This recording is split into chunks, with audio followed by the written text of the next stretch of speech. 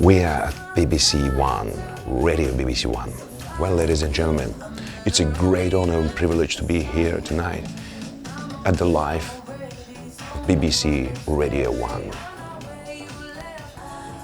I didn't expect that. Sorry. Wow.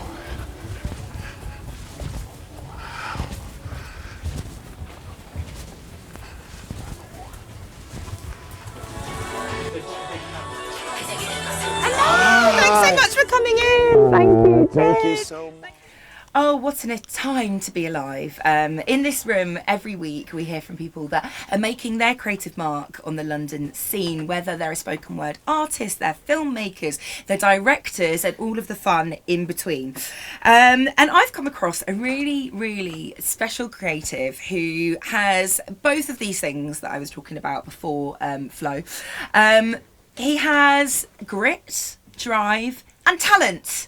It's a triple threat. It's amazing to have all three things.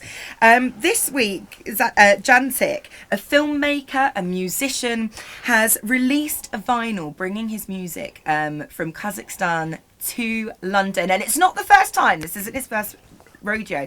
In fact, London has been the backdrop to a lot of his inspiration and studying as well along the way.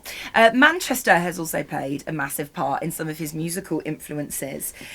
Growing up in a time where policies were in place making access to music and the arts very difficult, he describes visiting London for the first time as an essence of moving from black and white to technicolor.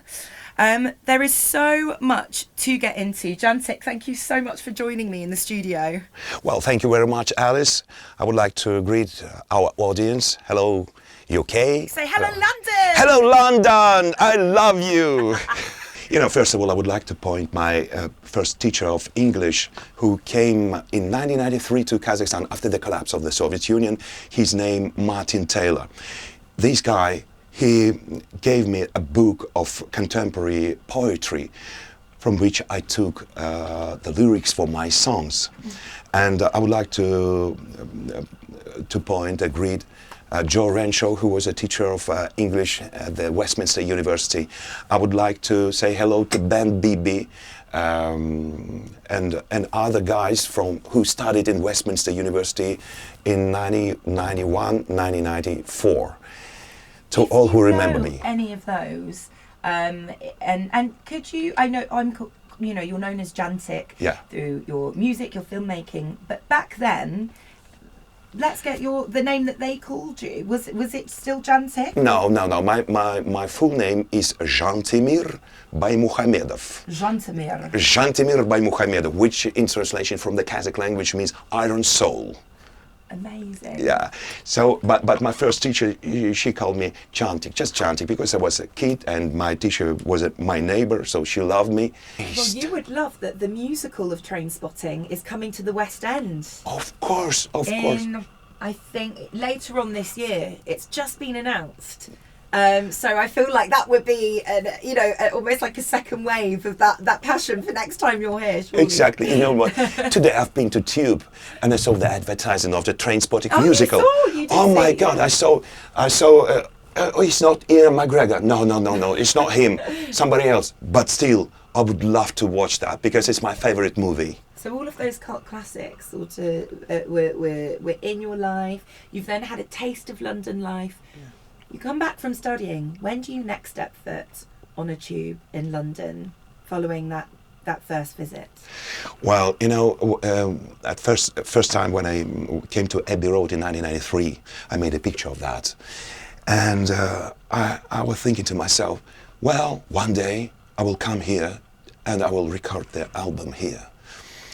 Then so many years passed and finally 2 years ago I was started searching for the sound producer through internet, and I found Stuart Ibbs. For me, the most important thing that was the producer who worked with famous musicians. And I discovered that Stuart worked with George Harrison, Elton John, Oasis. And Oasis, that's the most important thing to do the Manchester music. Isn't that true? Fantastic. Yeah. And also something that I think is brilliant is that obviously those were your influences, and you not only found a producer who was acclaimed, but a producer that worked with artists that had a likeness to the music that you wanted to produce and record yourself. You know, there's a likeness there, I think. Yeah. He, good research. To me, he's a magic man. You know, he can create special sound. And he told, sometimes we argue with him. I said, well, Stuart, you know, it sounds so hard. He said, you don't understand. British music must be so hard, powerful. You don't understand. So that is why your drums, your bass must be powerful. Yes. Yeah, that's what I was looking for, because Stuart, actually, he's a rebel. He's a revolutionary. That person that I needed. So that is why me and him, we created an album. And when I first time listened to that, I was shocked. Is it me? Yes. Is it my music? Oh my God. Yeah. I was so shocked, you know. And I'm happy. Yesterday we made a press conference at the Kazakhstan embassy. And so many people came, and thanks you for being there. What was brilliant was the people that came had so many questions for you as well, which was lovely, because sometimes you go to events and people just want to rub shoulders and, you know, kind of lap up the atmosphere. But there were people, there was somebody there in the front row who has followed your music from Kazakhstan to London. Yes, exactly. I became popular in 1996, 1997. Our band traveled a lot around Kazakhstan and the neighbor countries, and we've done so many concerts. You know, during that time, I made about 3,500 gigs, including weddings, presentation, and How so do you still many. have a voice? Well, what are your tips for keeping a good voice with all of those gigs that you've had? oh well, it's a matter of training. You see, it's a practicing. Of course, first time my voice was not so strong, but in a time, 3,000 gigs later. because you know, in the 90s it was so hard to earn money, and I made birthdays, private parties, weddings, etc. And the party. Usually party now it's for 6-7 hours, but before that it was 12 hours until everybody would definitely laying on the floor. And during that evening, I was singing about 200 songs, and of course I was master of ceremony. I was speaking, talking to people, so making a show. But actually, yeah, that experience gave me a lot. Yes. I mean, I'm a strong man now, strong showman. Made of iron, really. Yeah, it's not exactly. just in the name. It's Yeah, thank you. Yeah, that's amazing. And so you started writing, and I love how much you've documented, because to have the film footage you have and the photographs that you have, and they were lovely. You can just, your character shines through. I was at the press conference yesterday and saw just in that, you know, a film that you've made with James, who's with us today. Just some of that documentation, and there's you sort of being a bit silly on the heath and loving life, but also pictures of you and your friends, because sometimes people move so quickly. They come and study, then they move out of London, or they're here, and then they're gone. And so the fact that you've got some of these amazing, I really think you need to do an exhibition here. Well, if anyone's listening, it's right? just, well, Alice the agent is lining up the next creative a photo exhibition for this vinyl. Definitely. You know, Alice, it's just the first step here, and I came here to start the work. I'm looking for the partners with whom I can became a part of the British stage. Yes. That's my intention. So if there's anybody with a venue, because let's also just hype up massively Jantik band, because Jantik at the forefront, but you have 14 musicians. So let's have a listen, and then on the other side you can sort of talk up this track. Yeah, okay. Right. Give this a listen. I'll be 2 seconds. I just need to ask my producer something really quickly, okay? Okay. Вау! Ребята, прикиньте, на радио BBC звучит наша песня. Офигеть легче! Вы видели? And I'm looking on the way. Please put me some water in my glass.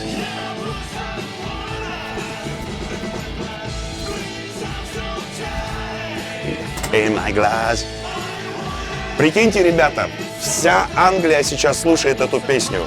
Все Соединенное Королевство. Я в шоке просто. Ну, действительно, мечты сбываются. Вау. Need I say more? Credit cards, something I feel myself using more and more around London in this economy at the moment. Yeah. Jantik, you've joined me bringing Kazakhstan over to London. You've been bringing London to Kazakhstan for years, sort of bringing back the fun that you picked up along the way during your studies. Tell everybody about the song that they just heard. Okay, after my study in United Kingdom, I've returned back to Kazakhstan. And I couldn't live without London. I couldn't live without culture. I couldn't live because the crisis still was going on in my country. So, in a year, I decided to return back to UK and to find something, to find myself here. Please don't leave. It's really nice having you here. I came here, but at that time, I had only $300 in my pocket. I came here. I lived in the houses of my schoolmates. University friends. Sometimes I was looking for any contact, for anybody to start something. And finally, I appeared on a bench of the Regent's Park. Wow. Because I had no money. Yeah. You see, I was so hungry. I was walking on the streets. I was hungry, and once I saw the beautiful girl. She was driving Jaguar. I said, "Oh my God!" And I was thinking, oh, I was dreaming, it would be nice if I'd be next to her on that Jaguar. And at that time in the Soviet Union, in Kazakhstan, we didn't have credit cards. It was just ordinary cash payment. That's it. And here I saw Barclays, etc., cash machines, etc. And I saw that people using credit card. And when they insert credit card inside the machine, and then pounds start coming out, I said, "Oh my God! I wish I live like ordinary citizens." Oh, I was dreaming, and I was hungry, and this evening I came back to my Regent's Park, and I start write some words. Or many top shops are around me, and I'm looking for the route. Please give me glass of water, or please put me some money on my credit card. This beautiful card, credit card, this flexible card, credit card, this wonderful card. That was my dream. And finally, have you seen the movie of Steven Spielberg, Terminal? Yeah. That's about me. Because when the money gone, I went back to Heathrow Airport. I had only £5, and I have a pack of cigarettes. I spent that money for tube. I bought some candies. I bought a pack of cigarettes. I was drinking water in the toilet, waiting for my flight back home, because at that time we were flying through Moscow, and we had 3 flights a week: Monday, Wednesday, and Friday. And I came back Friday, and they said, "Your flight already gone. You have to wait until Monday." And about you've got no money? No money, yeah. Only candies and cigarettes. So 3 days I was living in the airport, sleeping on the benches, and I was writing the song Credit Card during that 3 days. So that's how this song appeared. Then I came back to Kazakhstan, took a guitar, made a melody, and first time we recorded on a home studio, this drawing material. And that song was living with me all that years. And finally, I came here again 30 years after, and I recorded this song with Stuart Tibbs, and you just listen to it. That's a true story. Perfect. All right. Lovely. Great stuff.